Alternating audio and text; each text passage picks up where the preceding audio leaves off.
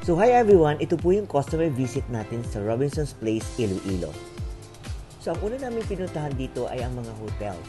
Dito ay happy kami sa result ng aming marketing kasi dito na mismo ay nag-inquire sila ng iba't ibang klaseng product natin tulad ng mugs, bags, umbrella. At ang plan naman nila dito ay magpapalit sila ng uniforms pagdating ng 2026. Itong life extensions naman ay ang ating old customer na hindi na bumalik. So ang ginawa namin ay pinuntahan namin ulit at reintroduce ang product natin. At naging happy din kami sa result kasi babalikan po daw tayo ulit at para kumuha ng pang giveaways.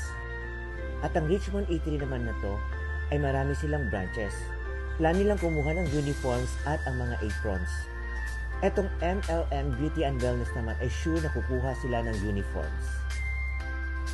Proud ako kay Ed kasi madali niya natutunan kung paano ang process ng pag-marketing sa iba't ibang klaseng company. Itong Fabson Incorporated naman ay plan nila magkaroon ng giveaways. Pero wala pa daw silang idea, kaya kami na mismo ang nagbigay sa kanila kung ano yung mga giveaways at products natin. Ang Mac Vape na ito ay bagong tayo lamang. So, kinonvince namin sila na magkaroon sila ng mga uniforms since wala pa silang uniform. Marami na rin itong branch sa iba't ibang klaseng part ng Iloilo.